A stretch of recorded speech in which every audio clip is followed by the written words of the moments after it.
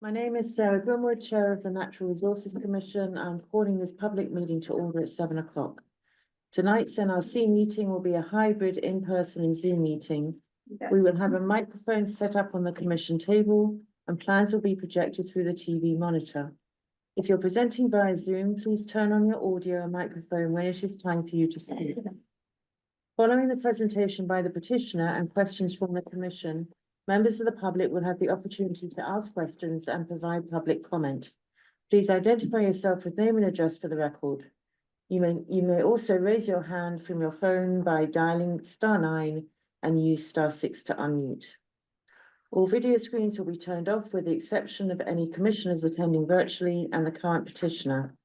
Once the commission has acted on an application, the petitioner is free to leave the meeting. In the event of any technical difficulties, all matters on the agenda that have not yet been heard will be automatically continued to the November 6th meeting. Please note that this meeting is being recorded. At this time, I would like the commissioners to introduce themselves. Jim Smith. Bill Cremeza. And Gary Kleiman. Nick Nick. Pappas. Thank you very much. Okay, so first matter on the agenda is public comment. Public comment is limited for up to 10 minutes, with no more than 2 minutes allocated to any one speaker. Public comment is limited to items that are not on the agenda. Do we have any public comments? None online? No? Okay, so moving on. We have one set of meeting minutes to approve from July 31st, 2024. Does anybody have any? Commissioner comments or director's comments? Going in order of the agenda.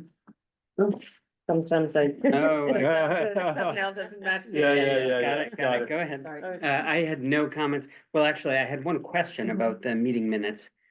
Is that the correct way to say it, that an invasive Japanese hops was found? What is a Japanese hops? So that's a plant, so Yeah, maybe I that's should the just say invasive Japanese hops instead of an invasive Japanese hops. That is the It's a plant, plant species. Oh, yeah. I've never heard of it. yeah. Okay. Yeah. So I have no comments on the Yeah. minutes. Any others?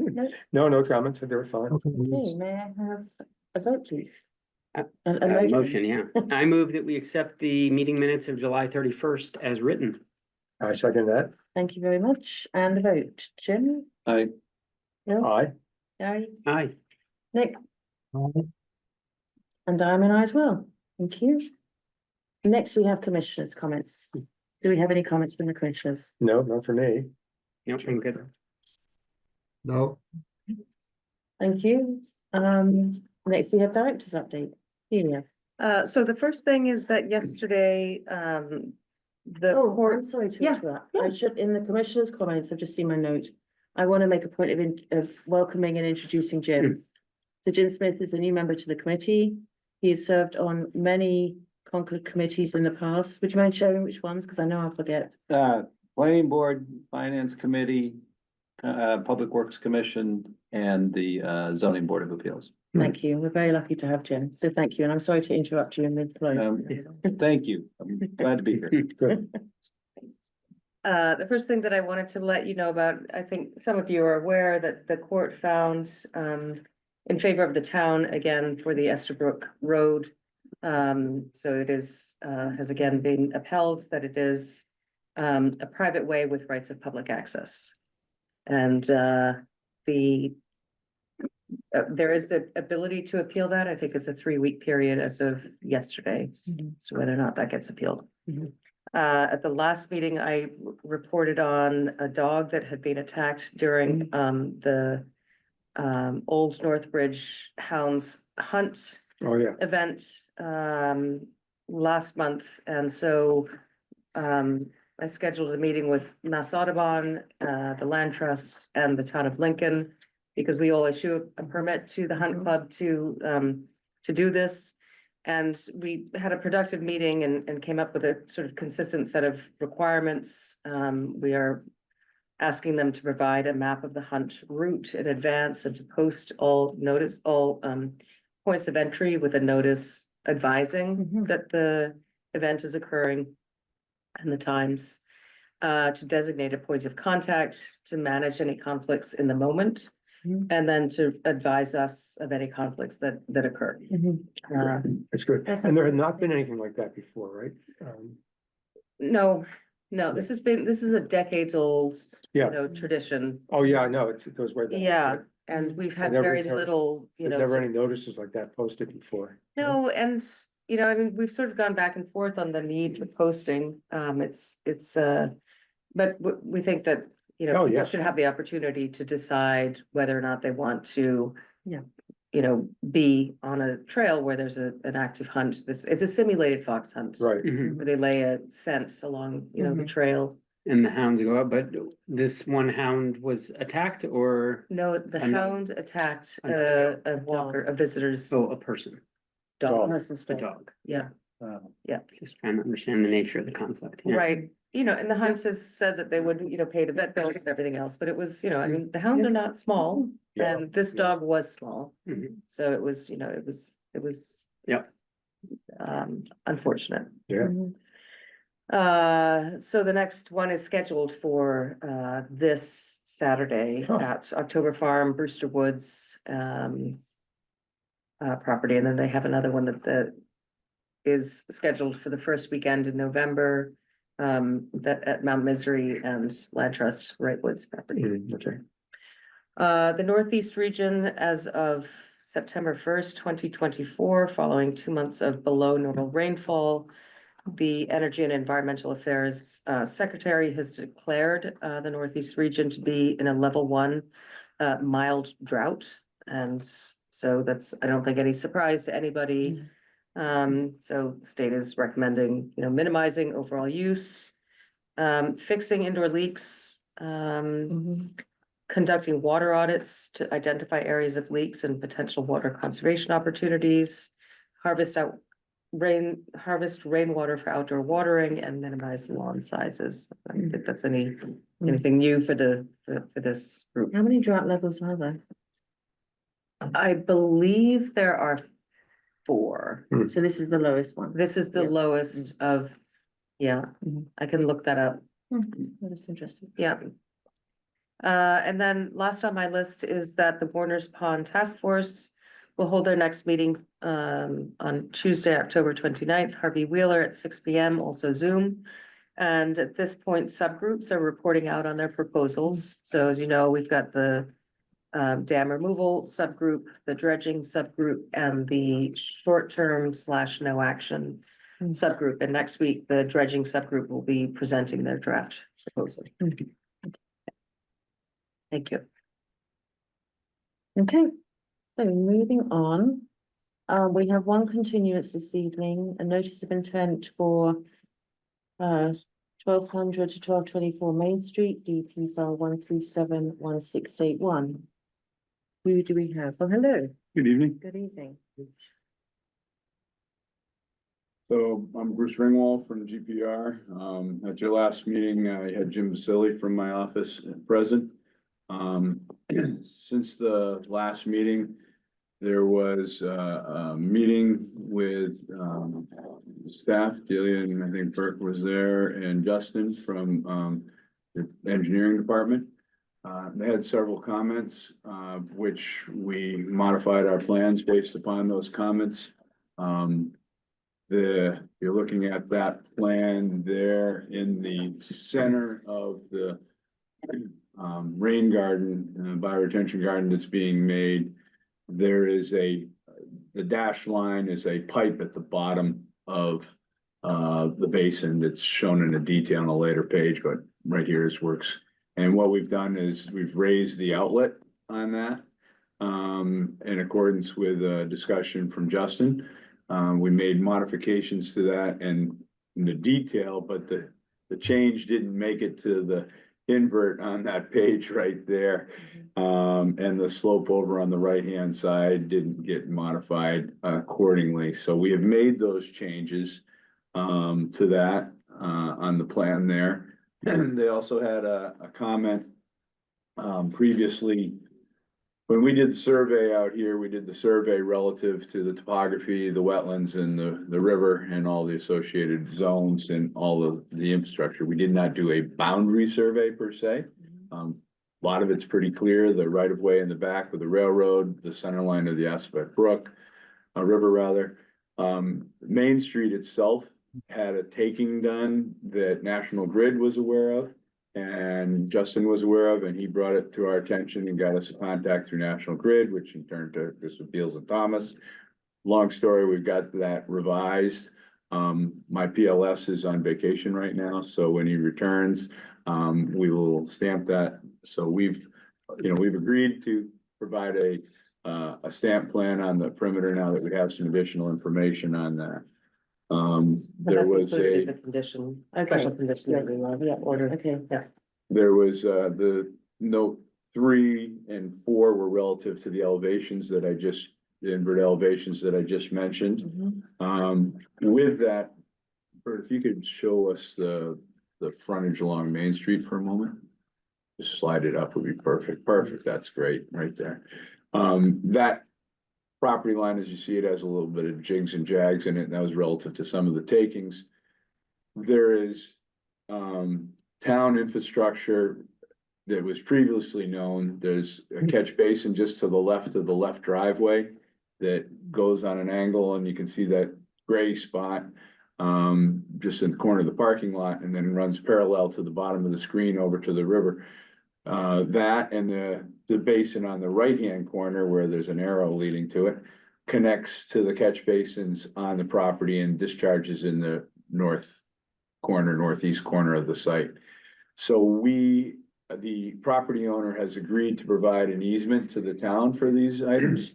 When this property line was restructured, you can still have on, the client's property, at 1200 to 1224 Main Street, a hydrant and a couple street signs. And the town has asked, that we incorporate those into the easement. And we've agreed on that, and we've provided a letter, a modification to the letter to that nature as well. And there was one last thing that needed a change. That was the easement. I skipped over one then. Oh, that catch basin in the lower right corner, that's in the right of way. And it has a drain line that shows connecting to, the catch basin in the back. We, I don't quite, where's that? Bert, if you could highlight that, nope, down a little, that right there. There's the catch basin there, and then if you could trace the line up to that catch basin just north, that's perfect. Okay, All right, so there's a drain line that goes in that direction. okay, However, we didn't have a traffic duty, for a detail out there at the time to open up that catch basin, and it's not safe to do without a detail. So we will, prior to construction, have a crew out there with a detail to open that up to get the invert. The town was concerned that the DPW engineering was concerned that the site drainage might be coming towards the street. But if you look at the inverts on that center basin and you look at the inverts in the back, it's very clear the site drainage goes to the north and out to that level. We said regardless, we will, we agree to open it up and to check and confirm that. And we will do that prior to any construction and ask that you make that a condition, which I And those believe. Conditions are all in. they are, okay. And those are the changes, unless I've forgotten something. So let me know, but those are the ones that I had. Thank you. So I wasn't here October 1st when you did this, but I'm just wondering, is there a planting plan for the bioretention basin? Yes, or- there is. Yeah. So, just in a nutshell, because you weren't here and Jim's first night is tonight, as I understand it. This is the parking lot at 1200 to 1224 Yeah. Plaza. And the aisles fortunately were fairly large in this end, the parking aisles. So, Very familiar with it. I go for Taco Tuesday. so- there you go, there you go. I used to when I lived in Acton, but, it's a long drive from Nashville. Yeah. So, the parking lot, wants to be repaved, as you know, it's in need of repair. And Yeah. Part of repaving, because we're in the buffer zone, is add into stormwater improvements. And besides putting deep sump catch basins in where there's really very little sump and hooded, et cetera, in the basins, we've expanded the parking so that we didn't lose any parking spaces. But that we've narrowed those two islands, those two drive aisles down to the standard 24 or a little bit larger. And enabled us to make a rain garden. And we have a planting plan on a subsequent page, and there's clusters of grasses and plants and stuff to go in there. There are no trees because of the depth to groundwater and the depth of the material in there, but we do have, shrubs and grasses, ornamental grasses. And is there a maintenance plan for the, There's an O and M that came with this whole package along with the drainage calculations. That's been reviewed by your engineering department, town engineering department, and Delia and Bert. yeah, looks like a great project. It's gonna definitely be better improvement. It will, it to what's definitely there now. improves that parking lot, yeah, no question. Any other commissioner comments? Oh, Nick, No. I can make a motion, I motion. Do we that- have any public? Oh, public comments? Please. Okay. No? Go for All it. right, I make a motion that we close the hearing. This is on DEP file 137-1681 for 1200 to 1224 Main Street. And we issue the following findings, findings A and B, and also conditions 1 through 20 and special conditions 21 through 53. Thank you, Bill. Second, Thank you, Gary. And the vote, please. Jim? Let's have a point of clarification. I did not participate in any of the public hearings. In the zoning board of appeals world, I would not have been able to vote without going back and listening to That's all the right. So recording and all. That's Okay. correct. You'd have to listen to the, you can miss up to two, and there was only one on this, but you would have to listen to the tape. Right. In order to participate, so So I Jim. think that's right to recuse. Okay. Yeah. Okay, that's good. Thank you, okay. Jim. Good. Bill? Aye. Gary? aye, Nick? aye. Thank you, and I'm an aye as well. We thank you very much. Thank you very much. Good. Good for you and good luck. Look forward to seeing you. And the 6th. Oh, you- You're back. okay. Okay, so next we're moving on to new applications. The first one is a notice of intent for 18A College Road, DP file 137. I don't have the other numbers yet. Who do we have representing this project? Anyone? There's Snack Hill For- Association. Oh, great. On the Zoom, hi, Hi, uh, David. David Roach for All Habitat Services. Good evening. Good evening, thanks for having us. This is a notice of intent to continue what has been a long ongoing treatment of nuisance aquatic weeds in the pond. And it seems to be periodic, typically every other year. I guess there's one instance where it's been 2 years in a row, but this is for control of a couple of nuisance weeds and algae that are impinging on the recreational values of the swimming area. There's a number of natives in the pond that exist, and they're quite compatible with the system. So we're not going to be concerned about that, but this is to propose use of 2 herbicides, diquat and flumioxazin, and then a chelated copper. So the diquat and flumioxazin would be used to control a couple of potamogeton pond weeds, and the chelated copper would be for management of some algae that they have issue with periodically.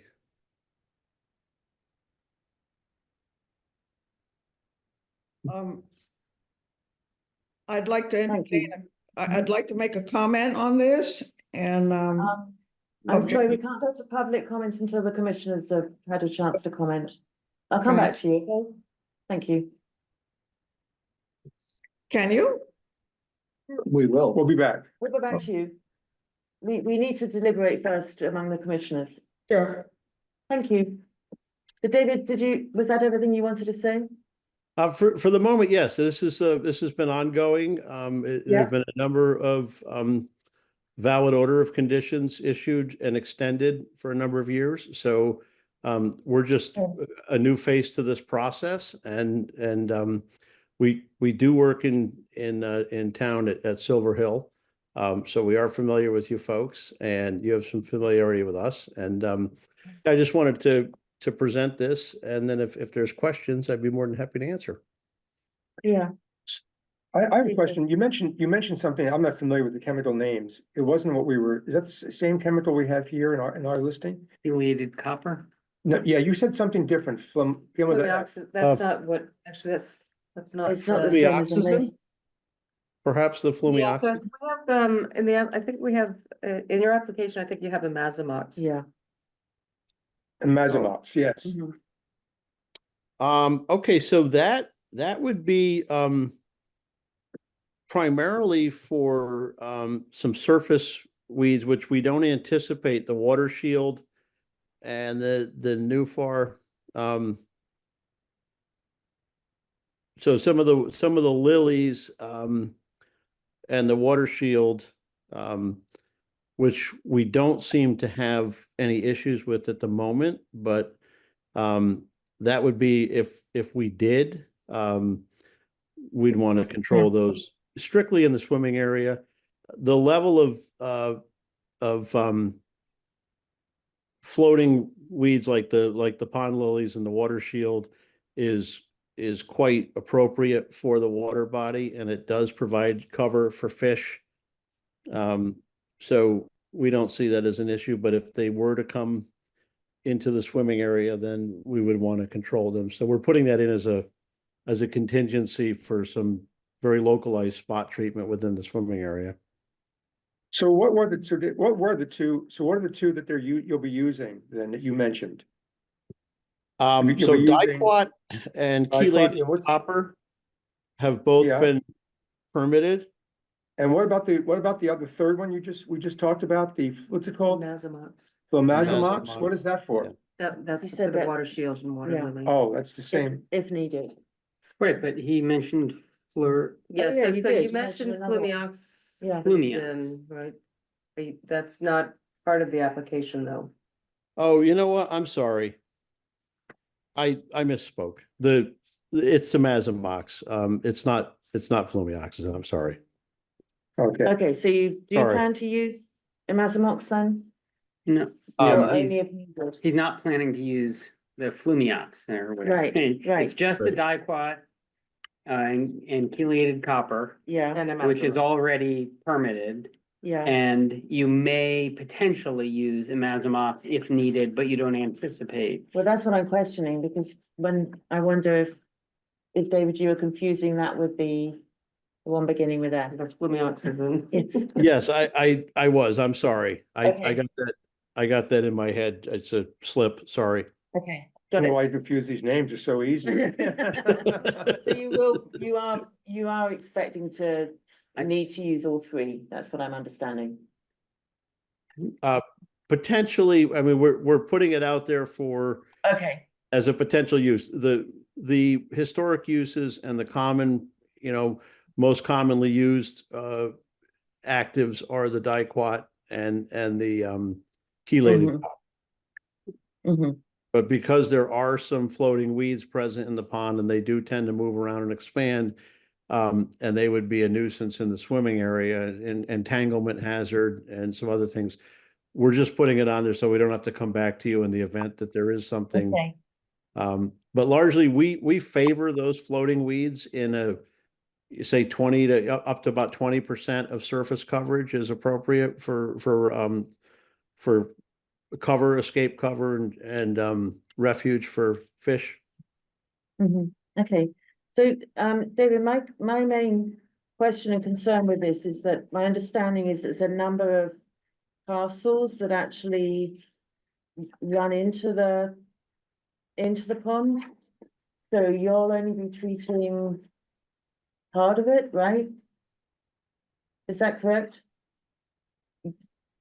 The Anusnak Rail Association parcel is only one of, I think, 10 parcels Right.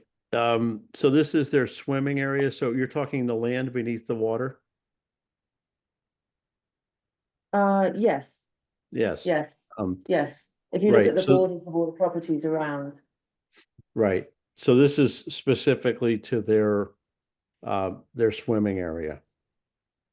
So could Okay. could you send us a map showing where you would be doing the treatments? Mm-hmm. Thank you. And then also,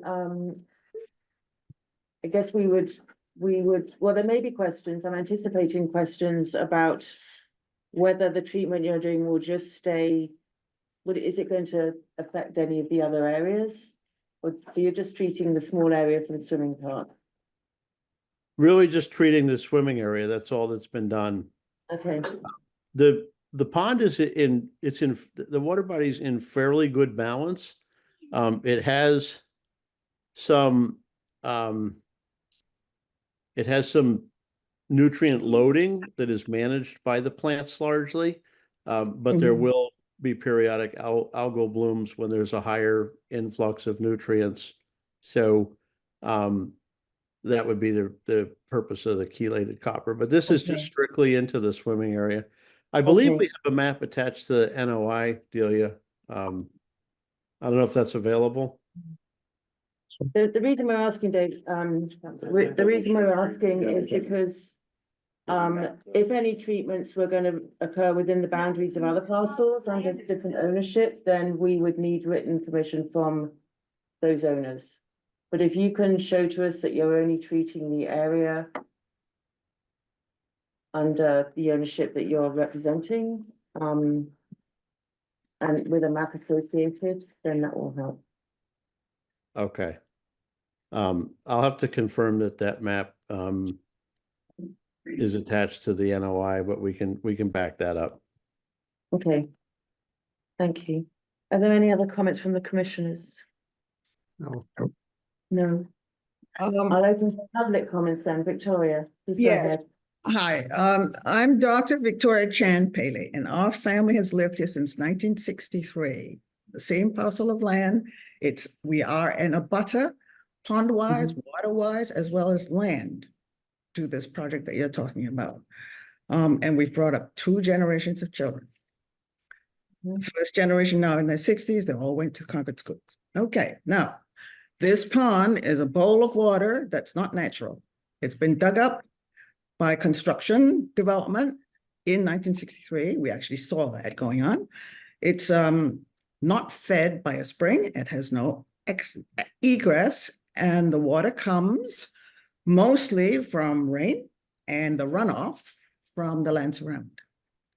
And that would include whatever fertilizer, pesticides, et cetera, that are coming. But anyway, that's how it's fed, and whatever else you put into it. Now, I am actually opposed to allowing the license as it is now written. And I oppose it as an abutter who owns not only a portion of the land that's inside this pond, but especially of owning a portion of the water. Because water is fungible. You cannot put substances in one part of water and say it doesn't go into the other. That's like saying you're putting color into a pot of water and that of cooking water, and that's not going to run and dilute out. It does. It goes everywhere. And we've watched this pond since 1963. There were early years when it was wonderful. And I would say, as I look at it every day, that the pond is mostly dead. There are no water lilies. There are no pond weeds to speak of. There are no frogs, no tadpoles, nothing. And not only on the beach side that you're talking about, the swimming side, but also on my side of the pond. It's exactly the same, which goes for the fungible aspect of what you're putting into the water.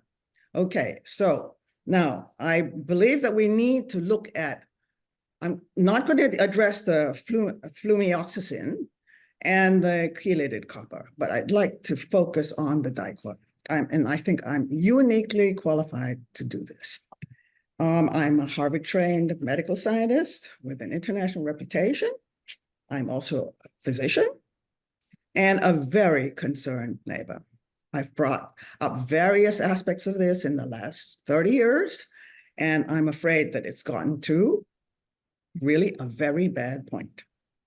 Now, dicot. Dicot is not as innocuous as you make it out to be. In fact, I'll read you what it says, is a non-selective fast-acting contact herbicide. We all know that. It's primarily used in desiccation and in defoliation. It disrupts photosynthesis. It does a number of things. It's effective on a wide range of plants, and it's registered for use in agriculture and aquatic systems by the US EPA, but it is no longer approved in the EU. No longer approved in the EU. Dicot was also used as the second defoliant agent during the Vietnam War, the first of which was Agent Orange. And the effects of these exfoliants and their breakdown products continue to be present in Vietnam, and there are lots and lots of examples of enormous health damage. Now, the point is that I'm particularly concerned about the known long-term neurological effects of dicot exposure. Neurological effects, that means the brain. Now, it doesn't mean that every child that's been exposed in the water there, or every adult over the last 60 years is going to get one thing or another, or that's all going to be bad, but it depends on the makeup of the person. That it could affect the chromosomes of one and completely escape on another, but there will be effects, and there are effects in the neighborhood. I don't want to bring up individual protected medical information, but it's not innocent. I can go over a lot of the details with you as a neurological specialist, okay? But it's not positive.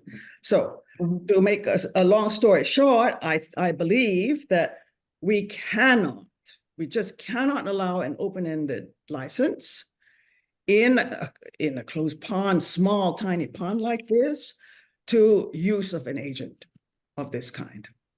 Number one. And number two is that it doesn't mean that the swimming area shouldn't have some weeds taken away to make it, or whatever, but there are very few children that are now swimming. It was nothing like the way it was in the 1960s and 70s when all the children went for the swimming lessons down there. Okay, we have a great place called Beatty. Okay, now I suggest that we limit license to just mechanical cleaning and not the use of these chemicals. And you can achieve a great deal with this. In fact, as I read the permit request that you've put in, a portion of it says mechanical cleaning. Okay, so my issues here then are that we not allow this permit for the next 3 years. Victoria, I'm sorry, would you mind 1 second? Yes. We have We've lost- a technical problem with the sound.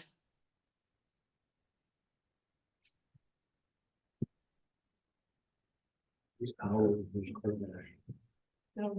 on button on? Turn on button? We can hear you. We just can't see you. Okay.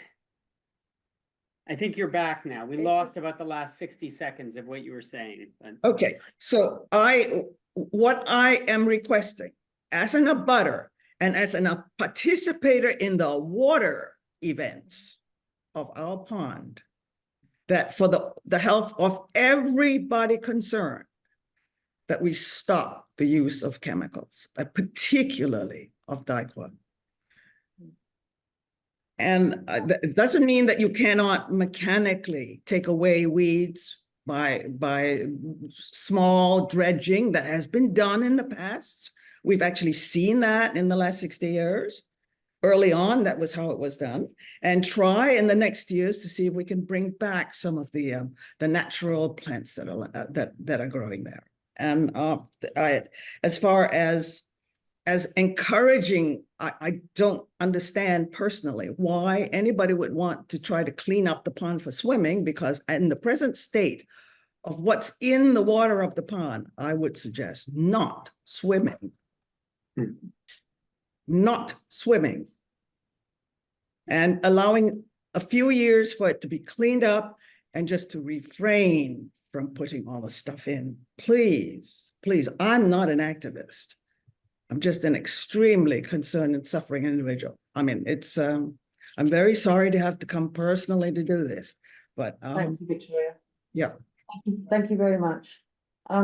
David, would you like to respond? Have you considered alternative approaches? Yes, certainly. And this is an integrated approach. I mean, we're picking up on what has been done in the past. The mechanical removal would be done for things that are within a practical scale to be done, so that the number of chemical treatments have been 1 or 2 per year. So it's very limited use, very selective timing. I'm glad to hear that there's no concerns about the copper or the Amazomox. I did not describe Diquat other than anything by name. There is a rich amount of data available that speaks to this chemistry. I believe that as it is registered in the United States for use with the EPA, it's registered in the state of Massachusetts by the Mass DEP. And so I believe that this product is something that, you know, is an available tool. It is not to be confused with Agent Orange. That's an entirely different chemistry than this product. It is a defoliant. It's a broad spectrum contact herbicide that acts by lysing the cells and desiccating the plant. So that mode of action is correct. It's used at a very low rate in the water. It binds to carbon readily, so it ties up fairly quickly on plant material. There is a 5-day irrigation restriction on this in the event that there is some leftover unreacted chemistry in the water. So, you know, I'm not a huge fan of Diquat chemistry. I'll say that it's inexpensive and it does work. I'm more preferential to systemic chemistries, but you know, it's a tool and it's available, and I would I'm not going to go to a great deal of defending it. There's plenty of available literature on its safety levels within swimming. There are no swimming restrictions on the water. And those studies go back to incidental gulping and actually at the rates that we're talking in the parts per billion, you'd have to consume an actually toxic amount of water to have any kind of you're not even at the no observable effect level for the laboratory studies that were presented. So, you know, it's been used. It's fairly widely used in Massachusetts safely. It has a good history. I still think that that's a good tool. We can certainly look at other chemistries. You know, Amazomox could be equally effective. It's significantly more expensive chemistry. That's why the Diquat has been so favorable by certain applicators as a price point. But, you know, we could look at using the Amazomox as an alternative. It does control submersed weeds. And we may be able to look at I have a that. couple of questions for you, David. One is, does your company only do chemical removal of weeds, or do you also take care of mechanical removal of invasive or nuisance weeds? We certainly do plenty of mechanical. We do dredging. Okay. You know, we can do a number of sediment removal. So you could, for example, at least hearing in a butter, talk to the association about the possibility of looking at a mechanical rather than a chemical approach. That's one possibility. Right? It can be where it's practical, but also understand that the weeds can present a tremendous amount of biomass. They're very full of water. Yeah, I get that. From I the understand that. harvesting side, it can be quite burdensome, and then you're still dealing with with disposal issues and moving it. So the thought there was if there are certain weeds that they can unroot in the swimming area mechanically, or harvest, small amounts of algal blooms and things like that that would float in mats. That's potential, but So you will look at that possibility. The other question I have for you, how many acres is the pond and how many acres are you going to apply for the chemicals? I'd have to look at the NOI again. Hold on. I mean, at this point, I think since we're not, necessarily looking to approve this tonight anyway, maybe it makes Okay. sense to go back and look at both alternatives to dicot in terms of mechanical harvesting of weeds, as well as, potentially some other chemical alternatives if necessary, and maybe provide a little bit more detail onto how some of these alternatives could be utilized in place of dicot.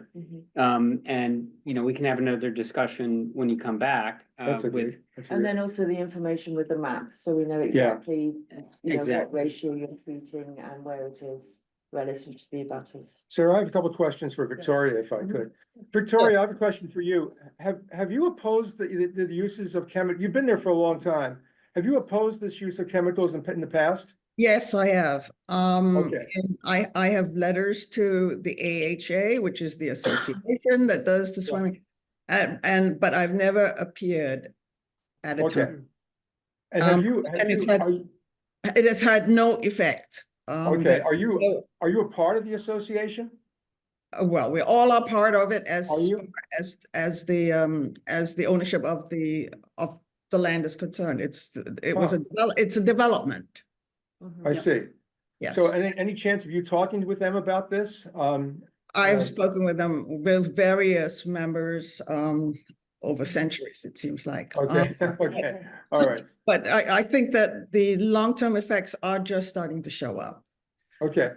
And it's not good. I'm not an alarmist. I'm not an I just activist. want to say I'm just an for the absolute- record. Yeah. No, for the record, I just want to point out, I'm also an environmental chemist. I don't deal with groundwater. I do more air quality, but I am definitely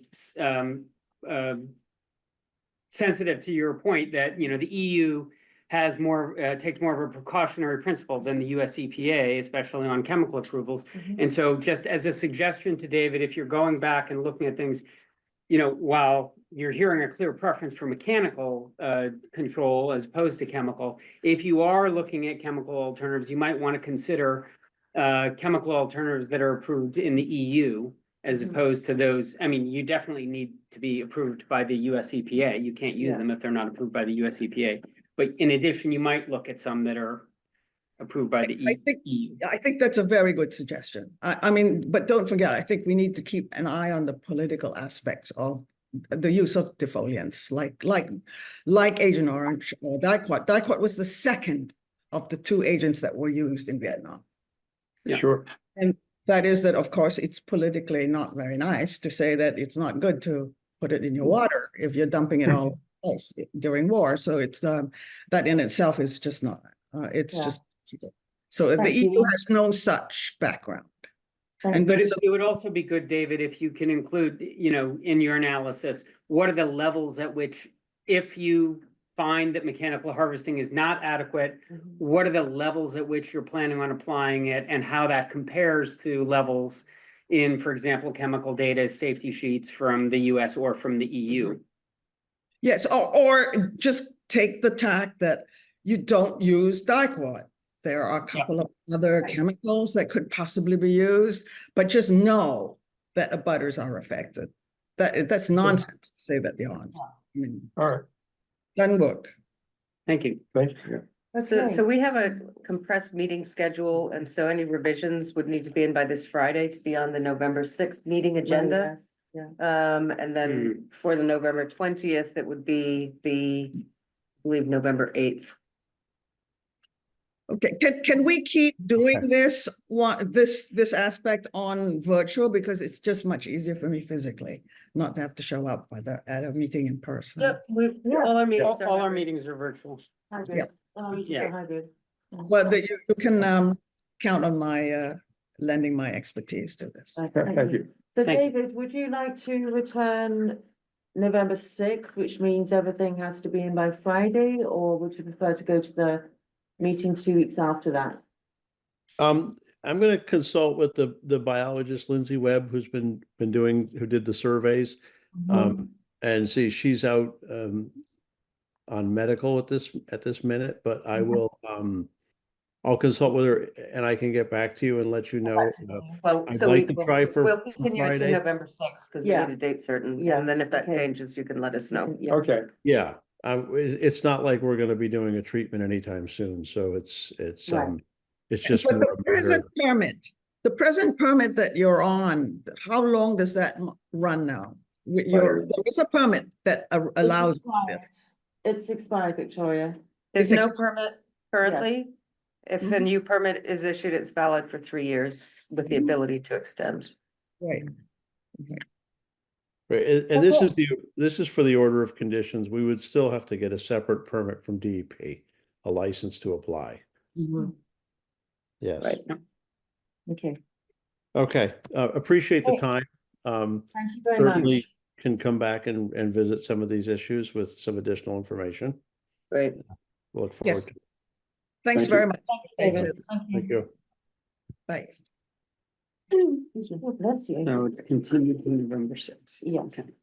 Okay, so we are now moving on to a request for determination of applicability for Minuteman National Historic Park. We're going to start with 965 Lexington Road. RDA file 2414. Joseph, good evening. Good evening, members of the commission. My name is Joseph Sanda with Allen and Major Associates. I'm here on behalf of Minuteman National Historical Park for the request for determination of applicability for a tie-in of a residential building to an existing septic system within a 100-foot buffer zone of a BBW. With the permission of the commission, I'd be happy to share my screen. I'm not Yes, please. sure. I actually, when I go to share, it says it's disabled. I think Julie can fix that for you. Yep, feel set. Want to try again? Yeah, it's still giving me the disabled Oh, sorry, notification. sorry. Oh, not a problem.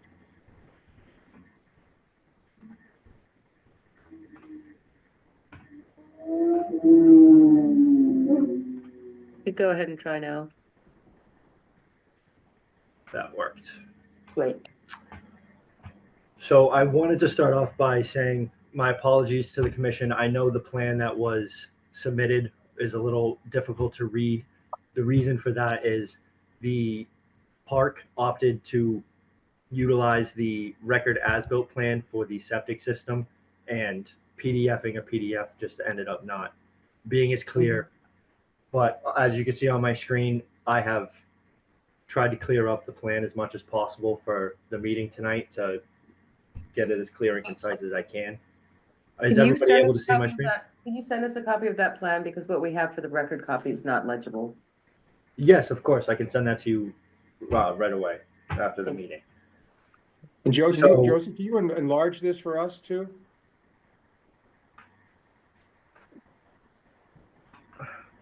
Thank you. Is that better? Yes. Yeah. Okay.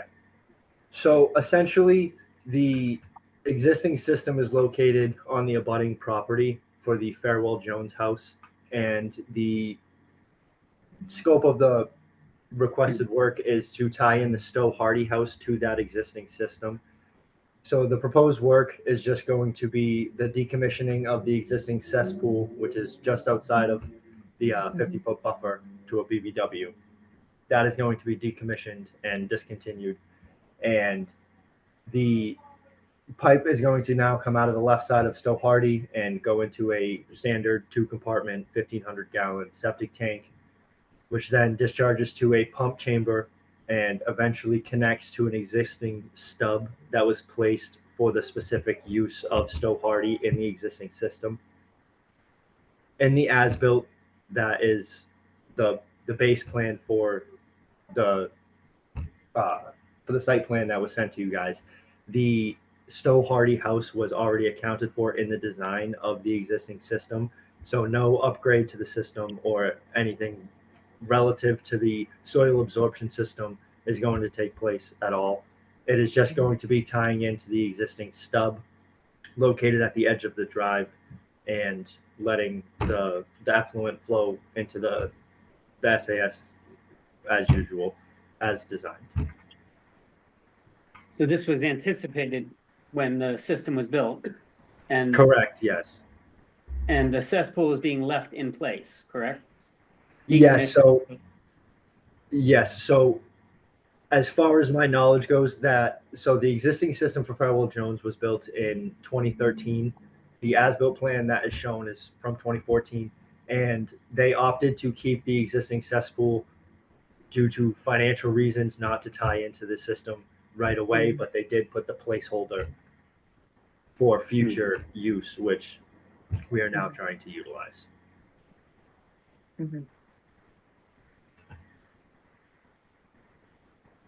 Okay. Looks pretty straightforward. So this effectively moves where the waste is going further away from the wetlands. Yeah. Yeah. Yes, To a exactly. The system only, that was designed for it. Right, no, I understand. Yeah. and to further go into the permitting process that we're involved in, we are currently working with Mass DEP to get the approval for the system. And with speaking with the representative from Mass DEP, just for your knowledge, one of the conditions of the permit is likely going to be that the existing system receives an official Title V inspection before any flow is introduced to the system. So just for your knowledge, because of obviously on the other side of the site where the existing septic system is located is also within a buffer area. I think it would be helpful because since these are permitted by the state and not locally, I think it'd be helpful to include a condition that DEP permit is provided to us so that Board of Health has that for their files. We'll give them the septic plan, but just so that they have the, how DEP, just so that they're aware and they have that for their records. So what are we suggesting provide? So suggesting that the DEP approval, once you have that, is provided to us with, whatever conditions they're requiring, that there's Title V compliance. Right. So I think. So of course we can provide that. Okay. If there's no more commissioner comments, I'll just open it up to the public. If there's any comments, please. No. No.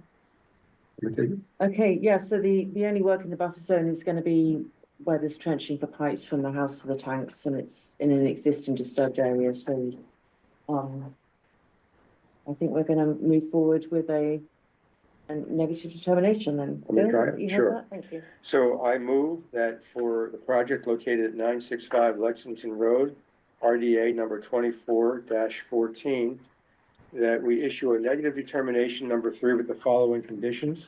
A pre-construction conference will be held with the DNR staff prior to the commencement of work.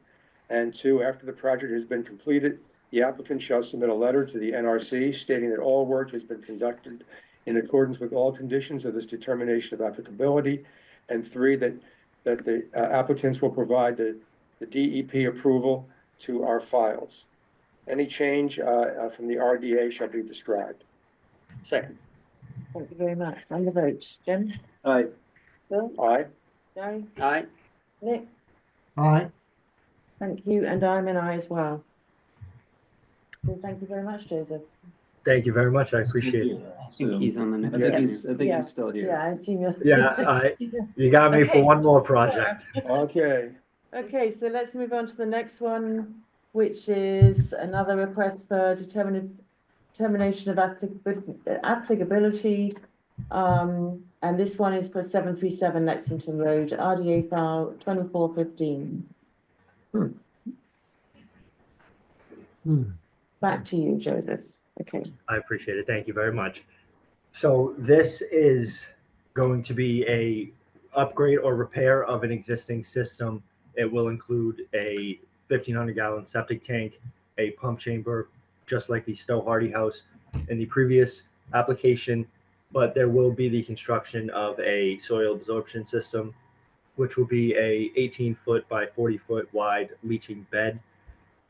It is a raised leaching bed due to groundwater elevation to get the 4 feet of separation. The site is surrounded by wetland resource areas. There is BVW on the left, the right, and on the northern part of the site. Through research from the GIS information, there was a stream located behind the site.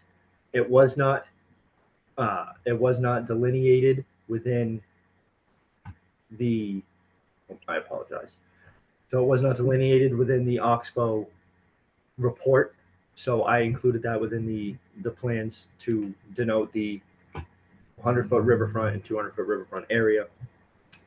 The entirety of the site is previously disturbed. The soil absorption system is located on the abutting site, but both sites, the East Quarter Schoolhouse and the abutting site that is home to the soil absorption system, are both owned by the Minuteman National Historical Park. So under common ownership, and the abutting site was a previous restaurant that has since been demolished. So every portion of this was previously disturbed. So I never knew that. Oh, yeah, Willow Pond Okay. Kitchen. that's right. So the actual work is within the outer riverfront area. yes, it is within between the 100-foot and 200-foot riparian zone, correct? And in areas which are currently lawn. Any questions or concerns from the commission? No. Are there any public comments? Okay, so we're also ready to issue a negative determination for this one, and I assume it should have the same DEP file. I think so. Piece on that. And Karen, want me to do it? You do it? For that. I think I'll We have- give it a try. Oh, you just, okay, oh, it's on now, of course. So I move that we issue a negative determination number 3 for 737 Lexington Road, RDA number 24-15, with the following conditions. 1, a pre-construction conference will be held with DNR staff prior to commencement of work. 2, after the project has been completed, the applicant shall submit a letter to the NRC stating that all work has been conducted in accordance with all conditions of this determination of applicability. 3, that a copy of the DEP approval be forwarded to Natural Resources upon approval, and that any changes from the RDA shall be described. Thank you, Gary. Do I have a I second? second it. Thank you, Bill. And the vote, Jim, Aye. Aye. Bill, Gary, Aye. Nick, Aye. thank you, and I'm an aye as well. Thank you very Thank you much. very much, Joseph. Have a great night.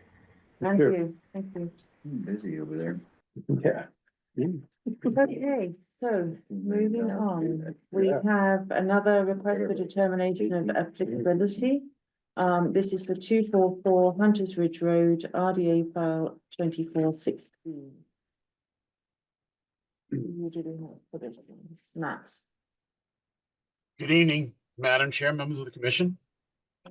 Matt Morrow Environmental Consulting, representing the owners of 244 Hunters Ridge Road. Where are you I orbiting? was What are gonna you say, doing? You're in On the space, moon. clearly. Okay, so just really quick to give you the skinny on my background. What you're seeing is the bridge of the old Jupiter 2. Oh. So one of the characters on the TV show, Mark Goddard, who played Major West, was actually a very dear friend of mine. And he recently passed away a year ago. And there's a bunch of us that were very close friends with him that do Zoom, and we're doing things like backgrounds and things like that in tribute to his memory for a while. Oh, That's great. lovely. That's great. Thank you. Thank you for sharing that. Okay, so this is another septic system. If I could be permitted to share my screen? Yes, Yep. please do. You are. Application, that's the word I was looking for. Can everybody see that okay? Yep. Yes, thank you. Okay, so 244 Hunter Ridge Road is a single family lot. And I went out, I delineated the wetland, marked off the mean annual high water mark on site. It was survey located. What we found was the 100-foot buffer zone was way in the back of the lot. And the 200-foot riparian zone extended out here. So the work that is proposed is a replacement of the leach field as an existing field that's dotted here.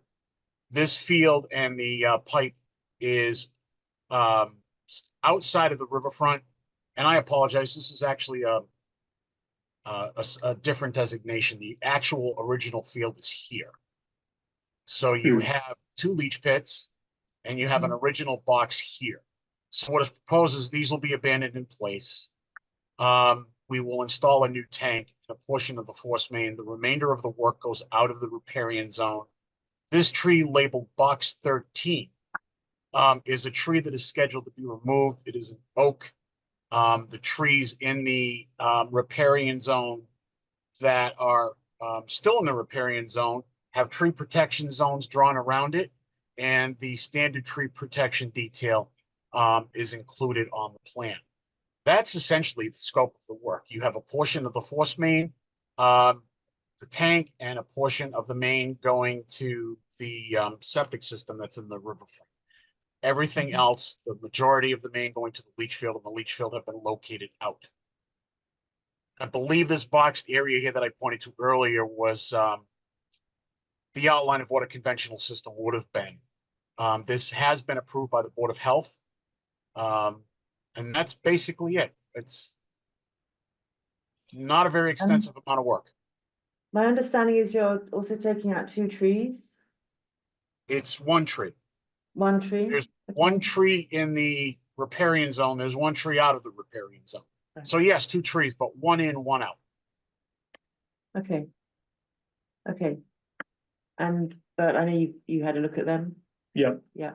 Yep, I mean, I didn't really see a need for replacement on this one, the lot outside of their area, and then they have some lawn behind the house, but it's fairly wooded. Mhm. And it's also right up against the house, so it's, one of those ones, it looked healthy now, but it's one of those ones that if it One came day. for an admin approval in a year or 2, it wouldn't be terribly surprising, Okay. so. Thank you.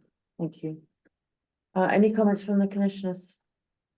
Any Seems concerns? straightforward, losing 1 tree, but removing waste further from the riverfront, so absolutely. seems like a good project.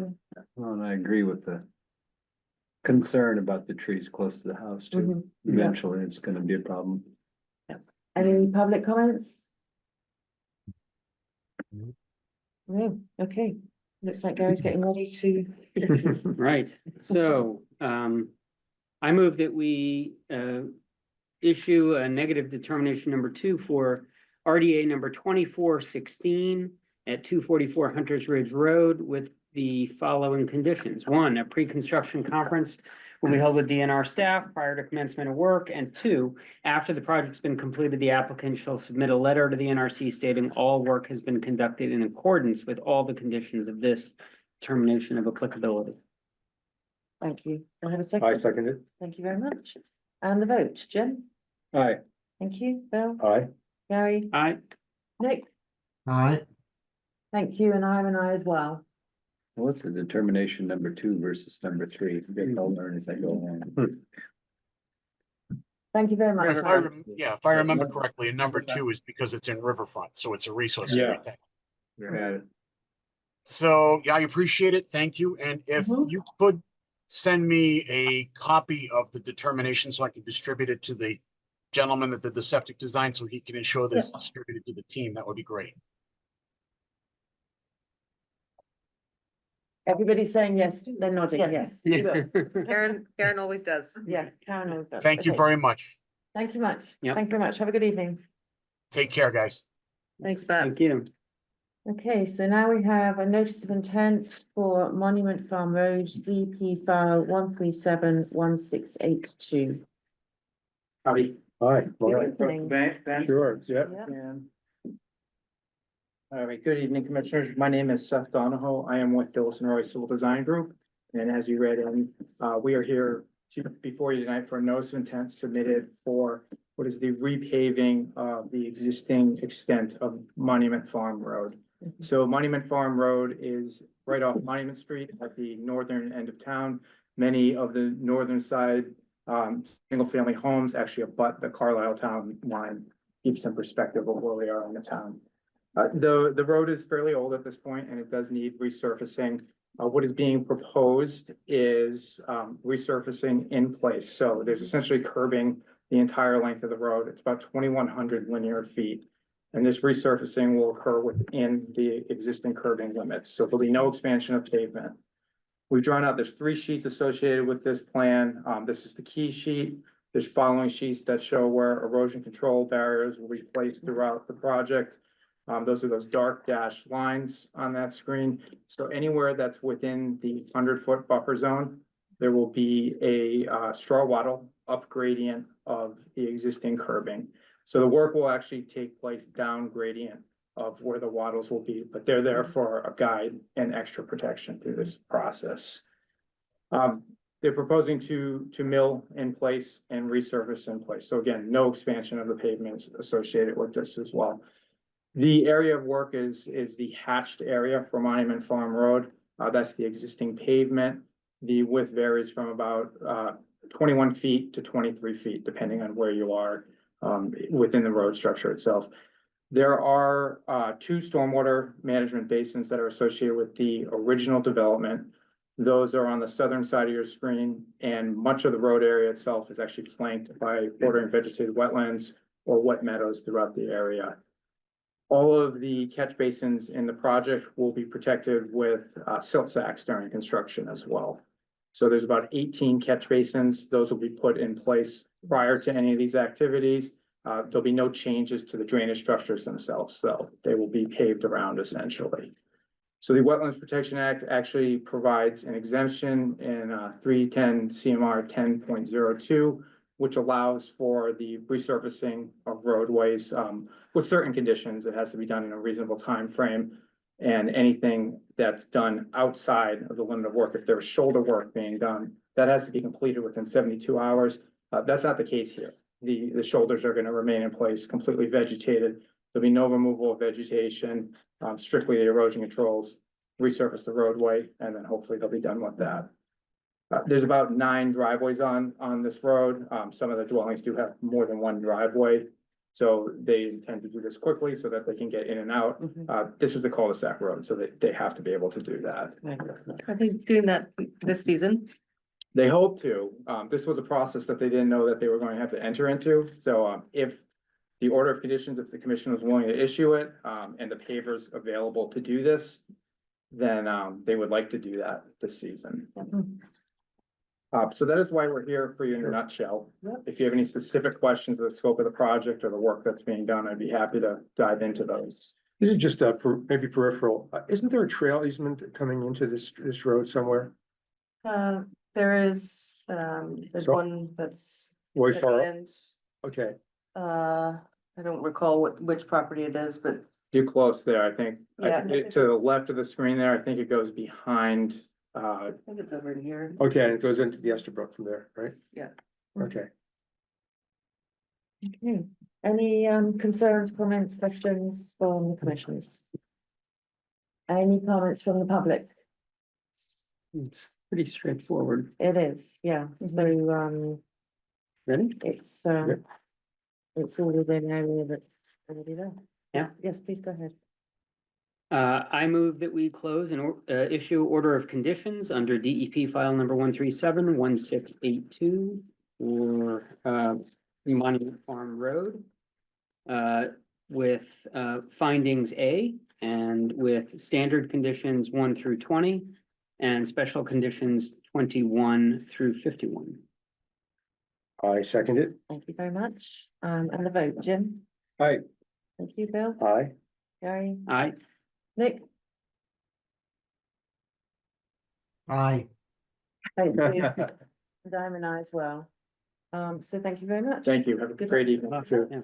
Let's hope you can get it done before the snow comes. The weather has been favorable. It's been amazing, I know, yeah. Okay, so next we have, Here's that one. notice of intent. This is, for 300 to 310 Baker Avenue, DP file 1371683. Good Good evening. to see you again. Hello. Hi. So my name's Tom Nicolak. I'm a civil engineer with Beals and Thomas, and with Dan Feeney, also with Beals and Thomas, Vice President and Civil Engineer. And also in attendance, Kevin Hurley with Hurley Associates. We're here on behalf of Taurus Investment Holdings, to discuss the 300-310 Baker Ave alterations. I just have to quickly add that Kevin Hurley was president of the planning board in my first meeting in 1985. So Wow. it's been a long time. Long time, Kevin. So this project consists of modifications to the existing building out there, as well as some adjacent site improvements. And when I say modifications, they're primarily in the southeastern corner. So north is off to the right. So down in the bottom left corner of the building, they're proposing on raising a section of the building, demolishing it. Approximately 11,300 gross square feet. So the footprint is half of that. It's about 60 by 94.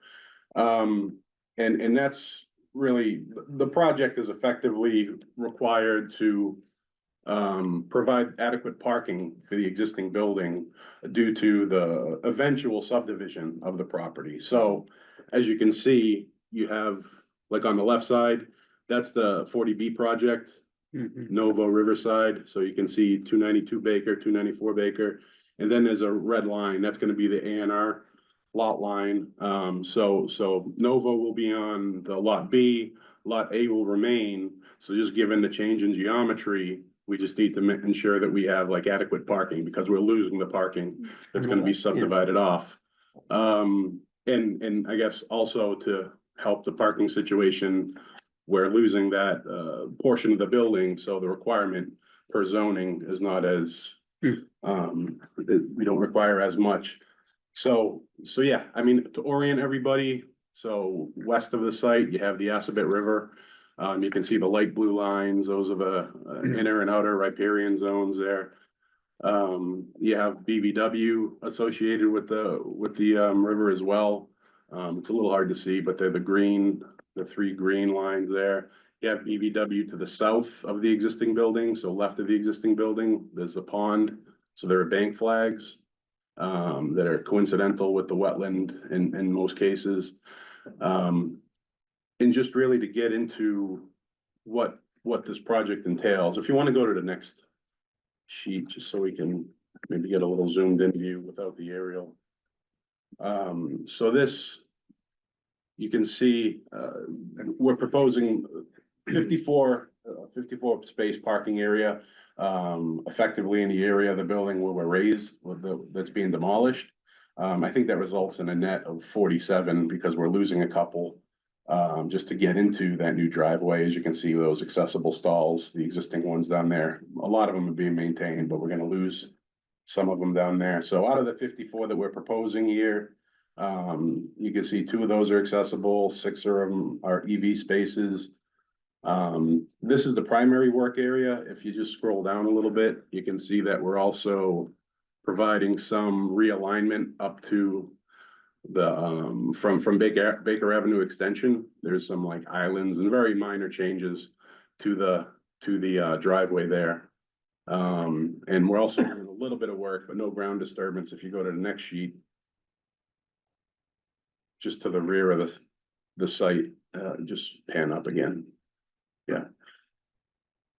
So you can see the rectangular area. We're just basically restriping. There's no ground disturbance proposed there, though that's the area that's, or one of the areas that's closer to the resource area. And I guess if we go to the next sheet, because we're gonna get into, so we're raising part of the building, but we still have a net increase of just over a 1/4 acre of impervious. In an essential portion of that parking area, we're proposing a, subsurface stormwater infiltration chambers. I think it's 224 chambers, low profile, because we're assuming that groundwater is at a certain elevation, and that's really what's driving the elevations of the grade in the parking lot. So what I didn't mention is that you can see the blue dash lines there. That's all the 100-year floodplain, and the majority of the site is in the 100-year floodplain, elevation 124.7. So given that we have to build up this portion of the parking lot, we're filling in some of the floodplain, and we're gonna have to offset that with some compensation, which we have proposed just south of the parking area. You can see there's some grading, just to the left of, if you pan back up, sorry. It's on the left-hand Yeah. side of the parking lot. Yep, so basically we see that angle point in the red line. We're grading in like a little lower area to account for as much flood compensation as we can reasonably provide in this area. There is a little bit, you can see that 100-foot, that outermost green line, that's the 100-foot, where there's nominal work within that buffer there. That's the 100-foot buffer for the pond. And that's really just to provide a little bit of grading there, to provide like a hydraulic connection between that area that we're grading down and what would eventually flow to the river, to the west there. So just getting back to the stormwater system, everything that's routed to these chambers, it's treated for TSS with two water quality units, storm scepters. We're trying to capture as much of that runoff as we can in the parking lot and route it back to that system. But there's a little corner, like in the bottom right, you can see where we have 2 trench drains that can't pick up the very last square of pavement. So we're just routing that to a small little rain garden there. Both of these systems are gonna overflow to the existing infrastructure out in front of Baker Ave. The infiltration chambers, they mitigate for not only peak rates of runoff, but also total runoff volumes for the 2, 10, 25, and 100-year storms. So there are reductions across the board, considering that the design point is the river. And I guess if we're just gonna go back now to discuss the floodplain, which I alluded to the fact that we can't get all of the floodplain compensation on this site. We're filling roughly 204 yards with all of these changes, cubic yards, I should say. We're providing, The parking lot adds 204 and yeah, how much are you compensating for? we're compensating for 84. So there's a shortfall on this parcel, lot A, of 120. Yeah. So given that this is basically a project that's required for the Novo to be built, there was some surplus left in those chambers. I believe the surplus is 275 cubic yards. So we're just proposing to borrow from that to make that up, and that would still leave like another 155 cubic yards of surplus if you look at the 2 projects overall. But that was under a separate permit, so you Correct. can't borrow from one permit to the other. That's not Right. allowed. You can't, so, I mean, I think there may be some creative ways to get around that, so Mhm. not all of that is required. You know, maybe there's a simpler way to do it, but maybe you amend the original permit to only propose what you Oh, okay. actually need under that permit, and then take that pump storage and put it into this permit, but once the permit's been issued, you can't then take from that to put into this one. Yeah. So, But you and there can- may be but other there's ways an to do it, opportunity but To amend the You, Okay. sure, yeah, you could amend it. I mean, it's complicated. It's not that Right. complicated. Yeah, It's another right. step. Yeah. I don't know how else, you would be able to do it, but, I don't, Is there additional compensation I Well, mean, that's the only other talking about option. 100 feet, like on the yards. back of the, 100 yeah, 100 yards. yards, right, but I mean, on the back of the. The problem is, it seems counterintuitive because we're removing the building, but the Mm. footprint is in Yeah. the floodplain.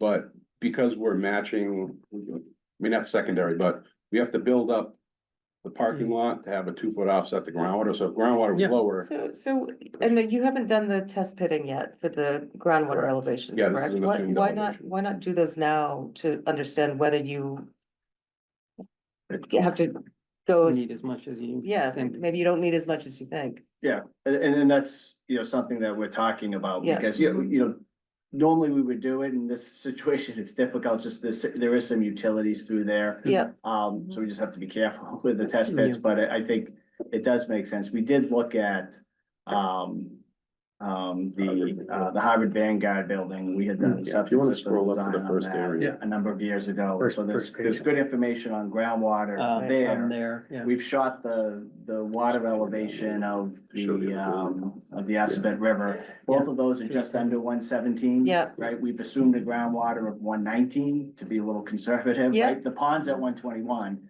but we don't Right. think that that's as indicative of groundwater. No. I think that might be, Right. just, it's not groundwater breaking in, it's just water can't get out of it, because it is used as for stormwater Right, from the existing site. So if we can get, data that suggests the groundwater is lower, that would allow us to lower the parking lot. right. Which would then reduce the amount of fill Fill we're that you- proposing. Some of the fill is due to having a building entry. So we're gonna be at 125.7, which is a foot above the floodplain elevation. But you can drop off from that fairly quick.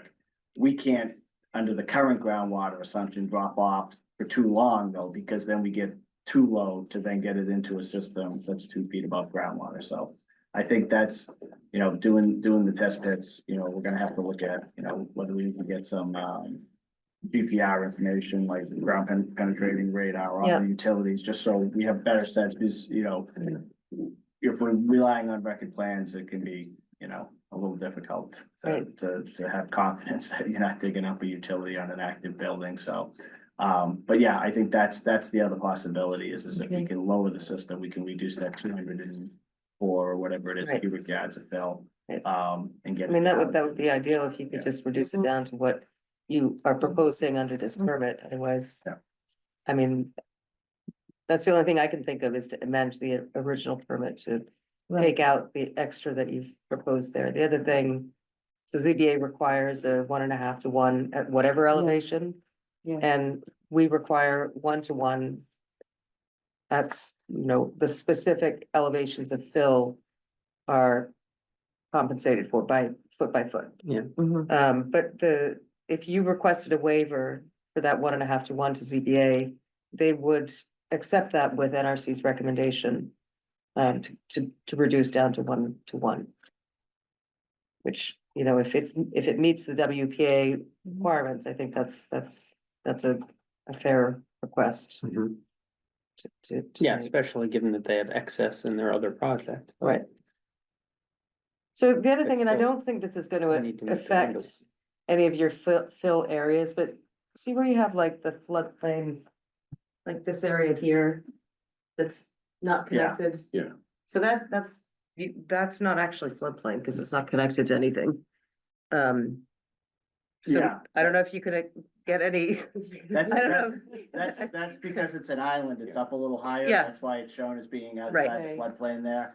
I think. it Oh, would that's be- outside. Yeah, so. Oh, I'm sorry, I basically read it the wrong way. everything I'm is sorry. In the Okay, floodplain, I got you. except for right That's- at the front entry to the main building there. Yes, You can see okay. that's up higher because Yeah. again, you're coming up into a barrier-free entrance there. I The got other entries around the building, there's stairs leading into the building, right? So that's why the floor elevation of the building is outside the floodplain, but the actual, Okay. you know, wall of the building itself is in the floodplain, so. And that's what makes it difficult to find areas to compensate on this Yeah. site, because so much of it is in the floodplain, that as you get towards Baker Avenue, you're outside the floodplain. Right. So most up of there. the 292 Baker Avenue building, other than the one little corner up at the top of it, that's all outside the floodplain. But there's no way to hydraulically connect it through in that area. Yeah. So that's the limitations, and that's why for the Novo site, having the open air chambers was the solution for it there. Right. Okay, so it sounds like you're gonna be doing some recalculation on I that think piece. the first step would be the test pit Right. information. We're Yeah. gonna look at lowering it. We can look at it in tandem. We can make an assumption and just to see, okay, if groundwater is this low, we can grade off of that front doorway, Yeah. or the proposed doorway down and. And to have somebody from engineering witness those. Yeah, so we'll have to coordinate that. Like I said, it will probably take a little bit to just, coordinate getting the information we need to make sure we're doing the test pits responsibly out there. Right, Okay, And then it sounds like there's a path. yeah. Well, if the groundwater's lower, then- Complex as it may be, it's still a path. I think so. while you're here. Yes. The Grape Harbor. Which is proposed to be removed, that's going to lead to additional impervious surface. So that needs to be quantified. And we'll need one-to-one mitigation for that. And I wondered if you considered putting that somewhere else as well. Yeah, that's something that we can talk to the owner about, a relocation of that area. On the one-to-one mitigation, I was just looking at the policy earlier today. Is that just for impervious area within the buffer zones? Because for the BLSF, it had said, it just said default to the state Wetlands Protection Act requirements for mitigation. That's a mistake. No, it would be an increase in a resource area. So, okay, so. Yeah. BLSF being resource area, okay. Right, And so in terms of mitigation for that, I know we had talked, invasive species removal, something like that. If we have a 10,000 plus or minus square foot area of impervious area, increase, is the commission then looking for about 10,000 square foot area? of mitigation. Okay. So, and if you do invasive species removal, there should be a replanting within those areas of invasive removal so that it So like native suppresses species. native Yeah. species, right? Yep.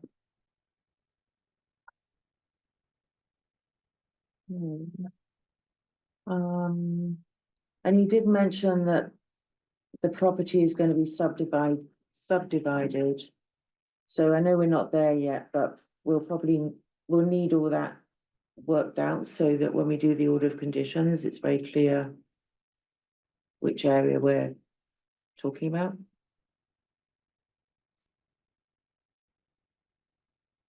Yes, Yeah. so I think like the timing of that. That is should the- work is out. The question is, because we'll have like a lotting plan that shows the distinction between lot A and lot B. But, I think we're gonna need to coordinate with the attorney, like, whether the A&R needs to be filed and recorded prior to the issuance of an order, or if it's, So the parcel where work is occurring, is that parcel changing? I mean, the lotting plan, like which one is the mother lot and which one is gonna be the new subdivided lot? yeah, the Lot office A. building, lot A would be the mother lot, so to speak, that it's the vast majority of the land will stay Okay, on so if that. that's the case, so if, You just have to know where then. right, so if 300 Baker Ave is where your work is Yeah. proposed essentially on that, Yes. entirely on that lot? Yep.